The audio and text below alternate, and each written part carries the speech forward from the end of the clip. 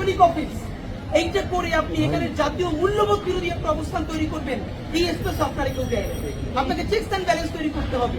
এবং দেখেন, এই সরকার মৌলিক কাজ একটার মধ্যে নাই, যত অকাজ আছে সেগুলো ডাইকে ডেকে আনে। এই যে 3 বছরের মধ্যে সে জাতিসংঘের মানবাধিকারের যে আঞ্চলিক কার্যালয় এখানে দিচ্ছে, আপনারা নিশ্চয়ই জানেন আরো 19টা দেশে এই কার্যালয় আছে। দেশগুলো কি? ভাই সিরিয়া, দেশ হচ্ছে ফিলিস্তিন, দেশ হচ্ছে হন্ডুরাস, তারপরে আফ্রিকার কতগুলো যুদ্ধ বিধ্বস্ত দেশ। তা আপনি ভাবেন, আফ্রিকার এই যুদ্ধ বিধ্বস্ত দেশগুলো, ফিলিস্তিনের পাশে, সিরিয়ার পাশে বাংলাদেশের নামটা লেখা থাকে কেন? বাংলাদেশ কি যুদ্ধ বিধ্বস্ত দেশ? এখানে কি গৃহযুদ্ধ হয়েছে, নাকি এখানে কোনো বহিঃশত্রু আক্রমণের যুদ্ধ হয়েছে? তাহলে এটা কি? আবার এমন একটা ব্যাপার, এই গুরুত্বপূর্ণ ডিসিশনে ইন্টারিম নিচ্ছে কোনো ধরনের রাজনৈতিক দলের পরামর্শ ছাড়া।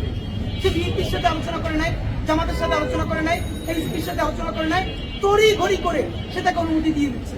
তার থেকেও ভয়াবহ ব্যাপার হলো, এই কাউন্সিল বলছে যে এই সরকারের মধ্যে, এই রাষ্ট্রের মধ্যে যারা কাজ করবে, এই সকলটাই বাংলাদেশ রাষ্ট্রকে নিতে হবে, জাতিসংঘের কোনো কর্মকর্তার দায় নিতে পারবে না। মানে এখন আমরা এটা বুঝি, এগুলোর মধ্য দিয়ে আপনারা এখানকার যে আমাদের জাতীয় মূল্যবোধ, হিন্দু মুসলিম নির্বিশেষে, সেই মূল্যবোধের বিরুদ্ধে আপনাদের এখানে ভিন্ন এজেন্ডা আছে।